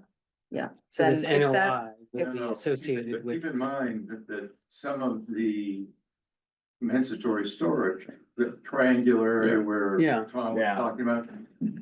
Oh, it's on both Is- lots. is planned for the- Oh, that's The true. red line cuts right through it. So if you go to the last Yeah. sheet. The work goes on to lot B as well as lot Okay, A. so it is gonna Okay. be, The we compensatory will, storage is Yeah, yeah. partially located. So that red line Yeah. is the proposed A and R Yeah, I line. You see can it. see we're doing Right. work on both sides of So it can there. we issue an NOI for the lot Well, you as it shouldn't. stands now? Because, I We mean, know it's gonna, this yeah. probably would never sell separately, Mhm. right? So it's probably not too risky to do it, but if one were to sell Mhm. and it's the property that doesn't have the order tied to it, Mhm. then that's can That's be the- problematic. Cause they won't have a order of conditions No. for, That Well, one. The work. it's the work, the Done. parcel is unencumbered. Yeah. And a future owner has no knowledge, like if this Yeah. doesn't get constructed Right. the way that it's supposed to. And then Mhm. any cleanup or anything would be the responsibility of the property owner to which the order is recorded. But you could have an order of conditions with two parcels mentioned. Yep. Yeah, okay. Yeah. Yeah. So I mean, really, I think ideally, ZBA always likes to be the last board to close but I think in this case, it would be best if ZBA closes, you get the A and R plan recorded, give us that, the new lot information, and then that gets put onto the order of conditions. And I think it could happen fairly quickly. Yeah. Right, Yeah. Yeah, the next Oh, and- available hairy day for each, yeah. right. Okay, yeah, that's something we just, you can talk about. I'd just like to ask a question, and that is, do you think that the Board of Appeals will vote without your commission issuing an order? of conditions? They have done so in the past. I mean, we would send them a letter that says we anticipate issuing the order of conditions. And this is the reason why we're waiting and asking ZBA to move forward. And then could we have an order of conditions that everybody agrees to, even though we're waiting for it to be signed and recorded?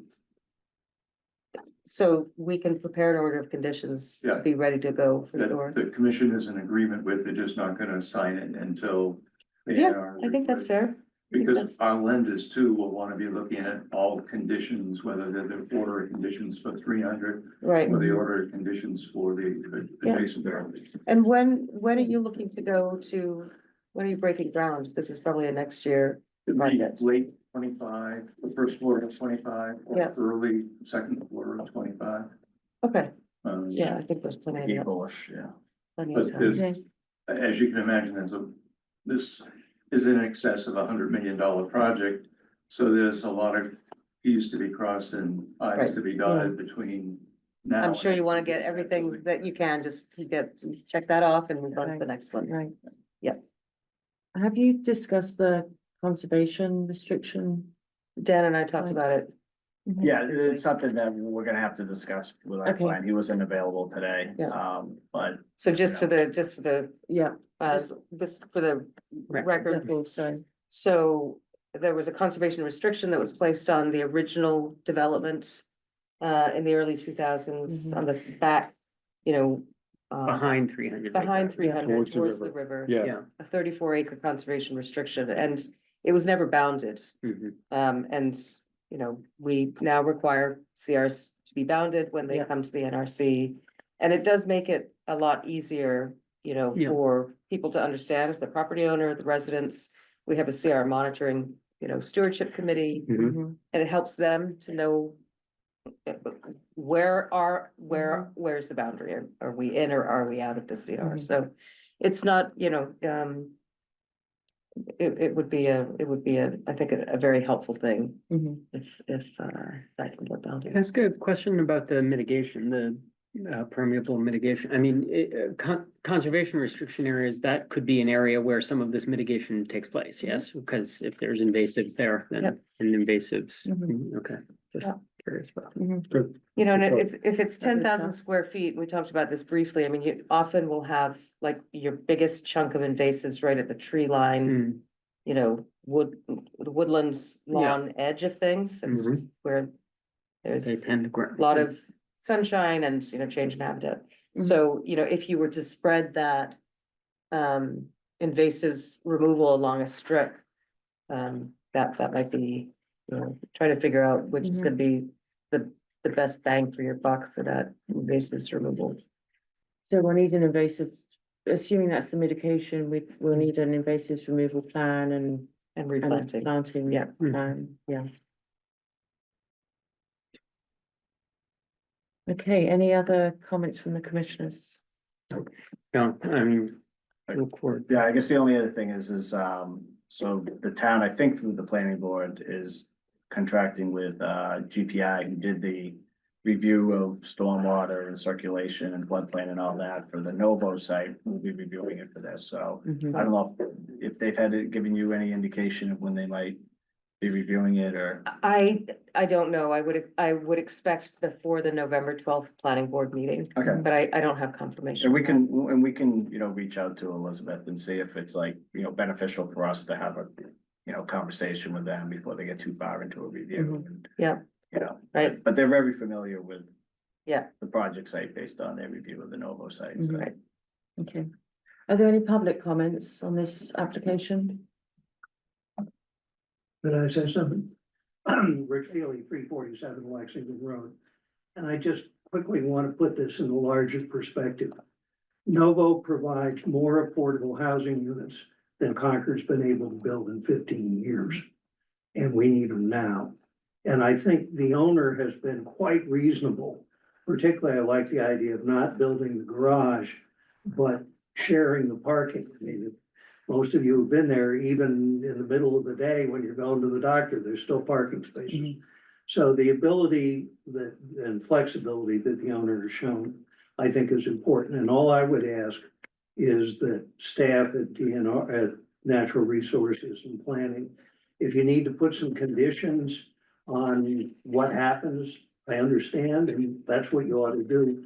But try and coordinate it so we can get it out of the ZBA as soon as possible. Because I'll tell you one other thing.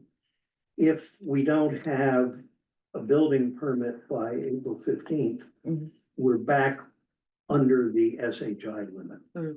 And that's important. So all I would ask is that staff work together with the owner and his contractors. And, come up with what you need that both agency, both ZBA and DNR can act on and get that done as soon as possible. Thanks. Thank you for your comment. Thanks, Rich.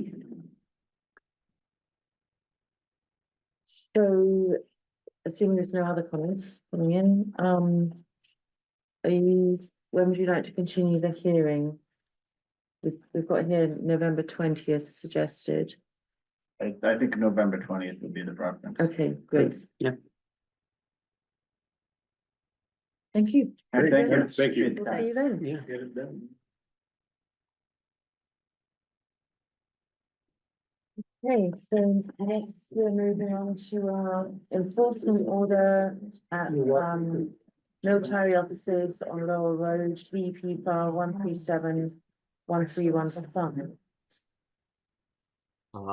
And good evening, Madam Chairman, members of the commission, Dan Bailey from Pierce Atwood for the owner. As you all know, this is number several in a series of meetings on this. I think in the last couple of weeks, we've made a lot of progress. We submitted an updated plan that included some of the details that the commission had asked for at our last meeting, including details on pheno markers to distinguish between the conservation, lawn plant mix and the regular turf, and designating that the conservation mix is not to be mowed during certain times of the years. We have engaged water and wetland services to prepare an invasives management plan. We expect to have that ready hopefully in the next week to 10 days. The military has engaged a landscape contractor to do the planting. They've done filter mitt staking on the site. Waiting for that staking to be approved by staff, and then the filter mitt will be installed. And there's also Flexterra, that we've added to the plans. Well, it was on the plans before, but once the plans are approved, we're prepared to put that down in areas 2 and 3 where it's indicated. Let's see. The one thing that I think, there were a couple of things for tonight. One is we would ask that the commission approve the most recent plan, planting plan and the notes and everything on there. The other thing is that in talking with Water and Wetlands, they are recommending that they do invasives control before any planting. And the reason that they're recommending that is that if invasives are not under control, they will take over the plantings. So we had talked about trying to get planting started this fall. But what our invasives expert is suggesting to us is that a better course would be to wait on the plantings, and it's getting very late to do the plantings. We have limited availability.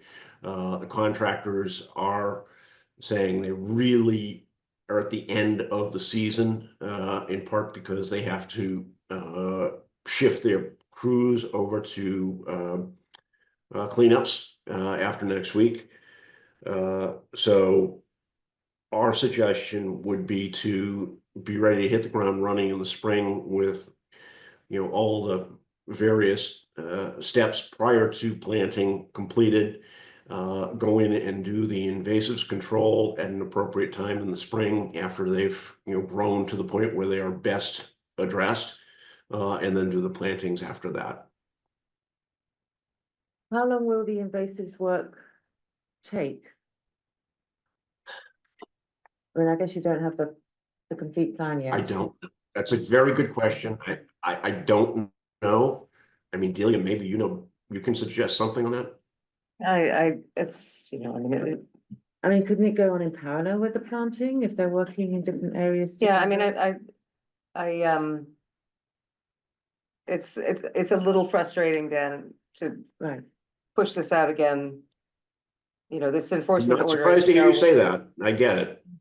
Yeah, Yeah. I mean, this enforcement order was first issued over a year ago. Yeah. And, we're now 2 Yeah. growing seasons, or at least 1.5 growing seasons beyond the initial issue. So I'm a little frustrated, but I do appreciate, lack of availability in terms of nursery stock. It's definitely better in the spring. The problem with spring planting, it's, if you don't do it at the right time, it's too late and then all the plants bake. So. And you've certainly had favorable weather. It's, projected to be 76 degrees on Halloween. Yeah. So, I don't want to see it all put off. I don't I mean, either. I understand that all the plants may not be available now, but as we said, in 6 months, we'd want to report on what has been put in and Yeah. what still needs to be put in. Yeah, So I know we were considering a revised enforcement order which required the invasives plan by October 30th. Now, Dan, 31st. yeah. Dan, you said a week to 10 days. Obviously, 31st is less than 10 days. But more than a week. more than a week, yes. Yeah. And then I would like to see. I don't want to just, I don't see why you can't do the invasives, or at least attack one area and start it. And then this have the year. plantings go behind that. Right. Start one area at a time. Yeah. You could be strategic about it, and once one area is treated, then Right. that's where the planting starts, and the planting team follows the invasives team. Yes. So let me say, I can't say I'm shocked to hear this. Let me suggest something like this. I mean, if the commission could approve the plan, I will do everything I can to push to get that invasives management plan done within the next week. Mm-hmm. And include a proposal for planting, well, whether it's invasives management or planting, but what can we get done this fall? Yes. So what can you get done by November 30th? Mhm. Right, because Dan, the commission is in a position to issue a revised enforcement order or a new enforcement order, which basically is going to lay these things out, saying the plan is approved. The invasives plan needs to be submitted by October 31st. And, in this draft, we say mitigation plantings shall be installed no later than November 30th. There is the ability that you have to request an extension. So that's a possibility, but well, what do other members Yeah. think in terms of? What do you think? It's been going on for a few years. Yeah, I don't Like, know. We should get it done, but Yeah. I mean, let me ask you guys, I mean, you've looked at the plan, I think, in more detail than I have, like, are we okay with the plan as it stands now?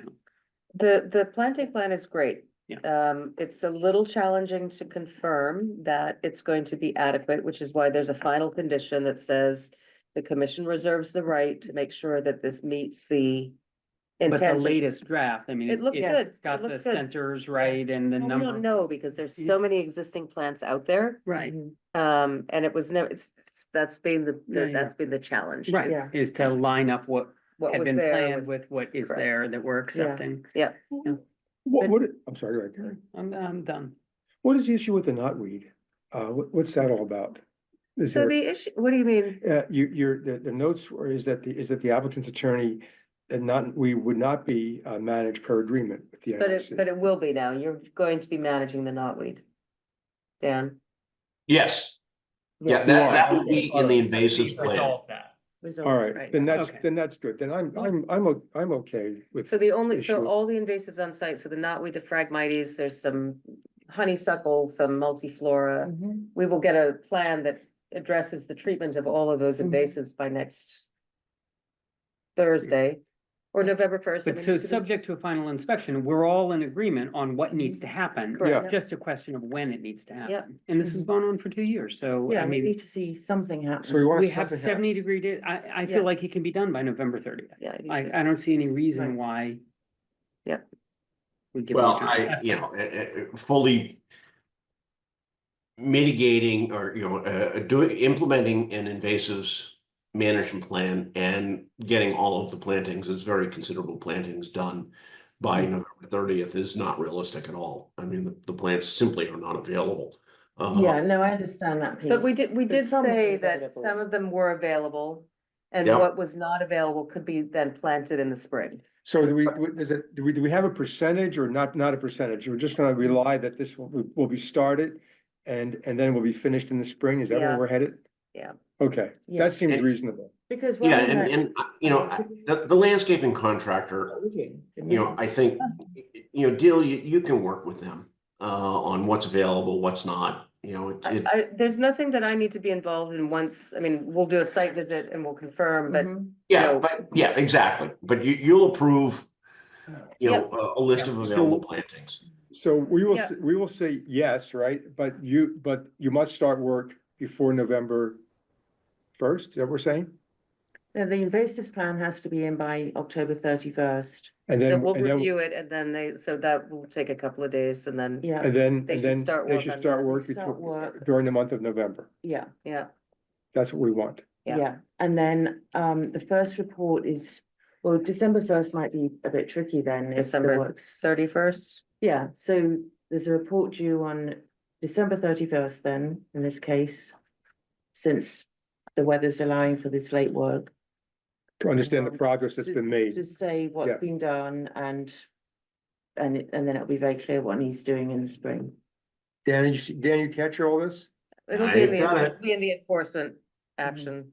All right. Delia, when do you think you'll have that out?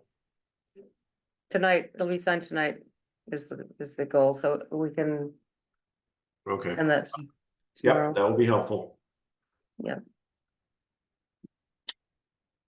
Well, what do you know?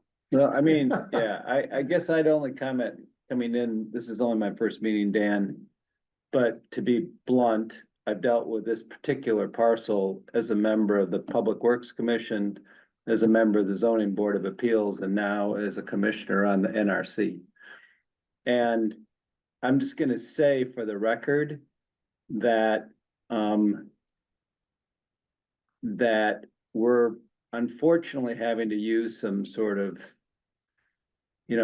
words here that I hope that the applicant makes a really good faith effort to do as much as possible, as opposed to using an effort to try to do as little as possible. And that's all I'll say. Thanks, Jim. Well, as I was listening to the prior presentation on 300 Baker Avenue, and I heard the civil engineer talk about how he had worked on it back in 1985, talking about history, I was reminded that as an absolute rookie lawyer in the late 80s, I remember working on it. I can't recall at all what I did. But, these things all have a way of Right. Okay, so what do we need to do now?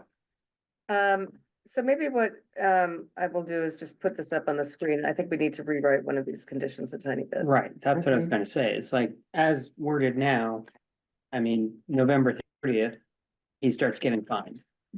Right? Yeah, And we want to, Well, I guess if the plan isn't in by October 31st. so that's required. that, Dan, is going to be, October 31st is the invasive plan will be submitted. Right? Right, but if that's not in by then, does the fine start then? I mean, there's the ability to fine, but Okay. I just, if So- you're not gonna make it in by October 30th, you should let us know that right now. Yeah, exactly, yeah. So let's read this over again. So where's it saying about October 31st? It doesn't, does it? right now, it says the last revised plan, October 21st. Is that still the last revised Yeah. plan? Yeah, Okay. so mitigation plantings mitigation planting installation shall be, how do you say as complete as possible? How shall begin by. They'll be commenced, yeah. Yeah, shall begin no later than Well, no later than November 30th, I Right. mean, November 1st, November 1st, okay, Yeah. right? yeah. But then. I think, We need to say something about the invasive Removal. removal, yeah. mitigation planting installation Well, they're two Well, could separate we- conditions, shall, right? let's just say Invasive- shall be invasive done is in as much as conditions. possible. What over- about So right now. mitigation plantings shall be installed to the greatest extent possible I or like that. feasible? I would say feasible, because Yeah. that then implies it's depending on what's available in the nurseries. If it's not feasible to get the mitigation plantings this season, they can wait. If it's Mhm. feasible to get the mitigation plantings, they need to be in by November 30th. But we did say 6 weeks ago that they could start sourcing the plants. Yeah, I know. Because we'd approved it, yeah. He should have them all sitting in his warehouse Yeah. now. Well, Yeah. just to be clear, that was discussed 3 weeks ago. Or 3 weeks ago. Yeah, and we didn't have an approved plan yet, but what the commission said is, why don't you start moving? And, we didn't have anything that, had yet said you need to provide an invasives plan.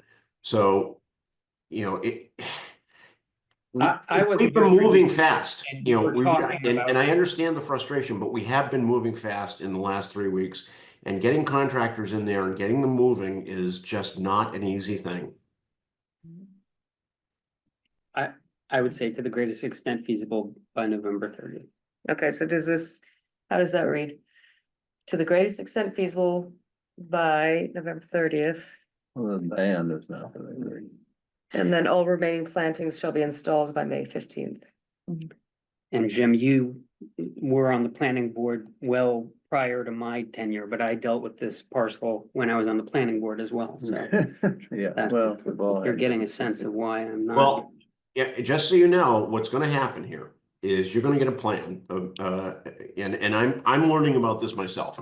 you're gonna get a invasives mitigation plan that's going to say that you should give the invasives some time to grow in the spring before you go in there and treat them, because that's the best way to assure that That's the fine. treatment is That's effective. fine. There should be a treatment done this fall and then Follow-up. subsequent treatments next year. That's fine. Absolutely, yeah, We'll we're review- looking for follow-up, we Yeah. just want things to commence. Yeah. Soon, because we've been hearing it's gonna happen for a long time. Yep.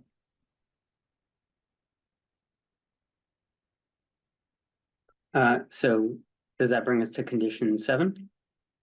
Or no, that's just about the qualifications. Yeah, and then we're gonna want to report by the end of this year.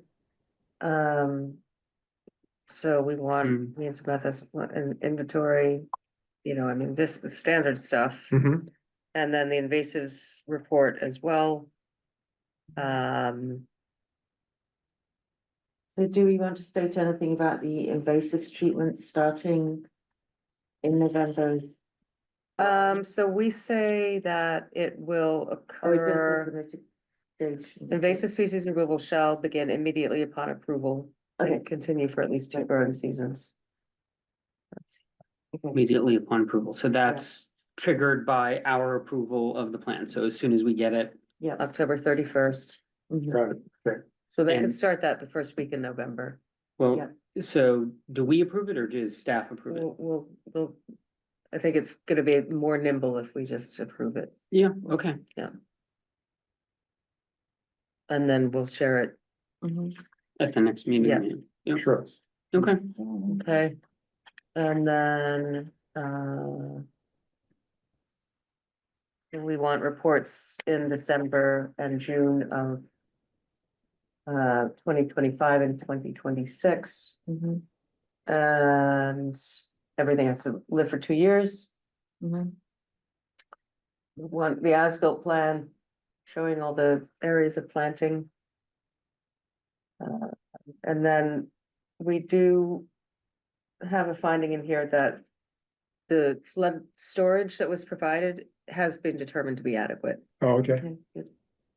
And then this one reserving the right to require the additional mitigation plantings. If it is determined that existing and mitigation plantings do not meet the commission's mitigation policy of a naturally vegetated buffer, and we just put in there, you know, what that expectation is, 10 foot on center for trees, Sure. 5 foot for shrubs. And Okay. okay.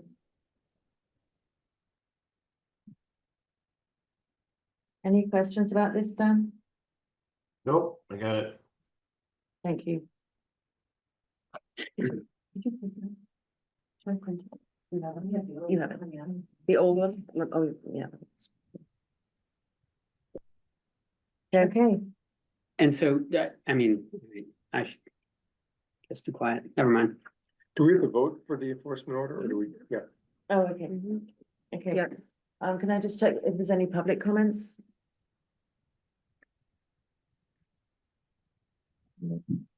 Okay, so can I have a motion, please? Sure, I make a motion that we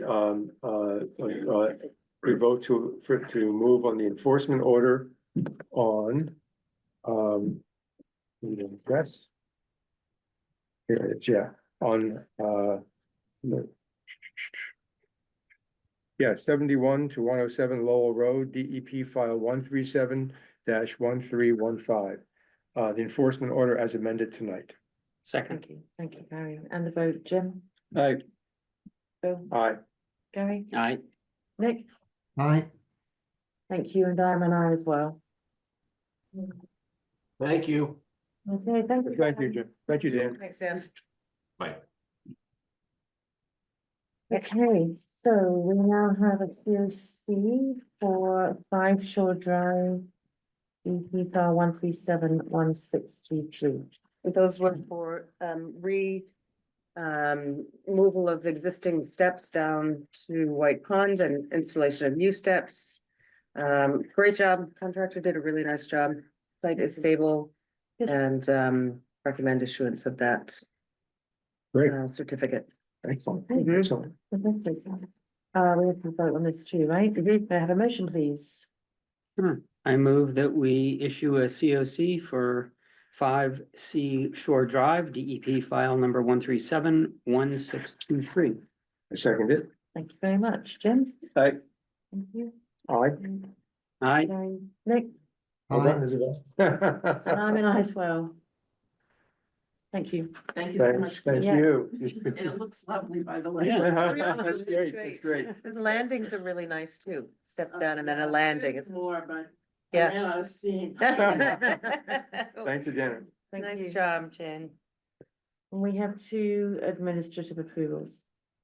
So 58 Farmers Cliff Road, I went out and looked at that. It's for 2 trees. The first one that's out in the front of the house it's so dead, I can't even tell what it is. Okay. And then the one in the back is, and there's another one in the back of the house that's also very dead.